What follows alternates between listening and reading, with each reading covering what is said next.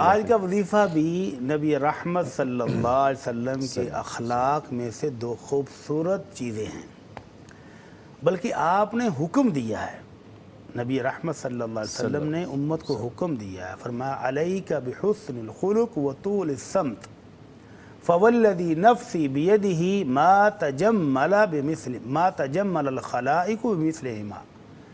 آپ نے قسم کھا کر کہا کہ اس اللہ کی قسم جس کے ہاتھ میں میری جان ہے، یہ دو خوبیاں اپنا لو، پوری مخلوق میں سے کوئی بھی ان دو خوبیوں جیسی خوبیوں کا مالک نہیں ہو سکتا۔ اللہ اکبر۔ جس کو اللہ یہ دو خوبیاں عطا فرما دے، ان جیسی کوئی اور خوبیاں ہیں ہی نہیں، تو اپنے اخلاق میں ان دو خوبیوں کو شامل کر لو، اپنے اخلاق کو ان دو خوبیوں کے ساتھ آراستہ کر لو۔ تو کیسی خوبصورت خوبیاں ہیں؟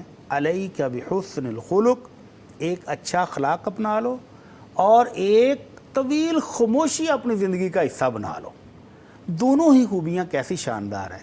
حسن الخلق کا بھی آپ کہہ رہے تھے کہ اخلاق کی تو بہت لمبی ڈیفینیشن ہے۔ جی تو ایک فرمان نبوی میں اللہ کے نبی صلی اللہ علیہ وسلم نے حسن خلق کی خود وضاحت بھی کی ہے۔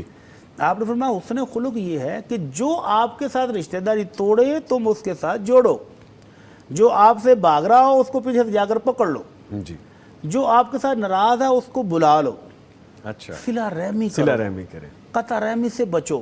جو آپ کا بائی کارڈ کر رہا ہے آپ اس کے ساتھ لگ جاؤ کہ نہیں بھائی میں تو بائی کارڈ نہیں ہونے دوں گا۔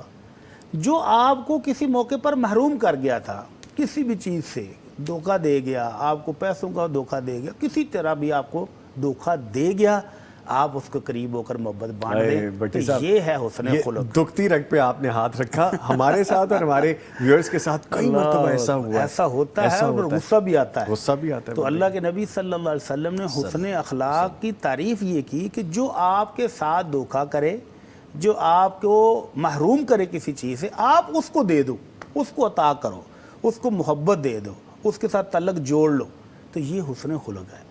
اور دوسری خوبی طول السمت، کہ طویل خاموشی اختیار کیا کرو۔ زبان جب چلتی ہے نا، بے دریغ چلتی ہے تو بہت ساری غلطیاں کرتی ہے، کبھی جھوٹ ہے، کبھی غیبت ہے، کبھی چغلی ہے، اور جو بندہ خاموش سن رہا ہو نا وہ ان ساری باتوں سے بچ جاتا ہے۔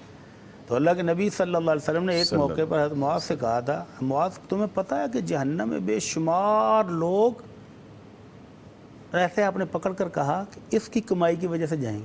تو وہ حیران ہو کر کہتے ہیں اللہ کے نبی اس کی کمائی کی وجہ سے؟ تو آپ نے فرمایا ہاں، اوندے منہ لوگوں کو پھینکا جائے گا۔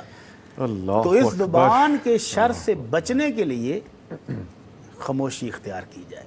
تو یہ اخلاق نبوی میں سے دو خوبصورت خوبیاں اگر ہم اپنا لیں تو ہماری زندگی بہت خوبصورت بن جائے۔ اللہ تعالی ہمیں اپنانے کی توفیق عطا فرمائے۔ آمین یا رب العالمین۔ ویسے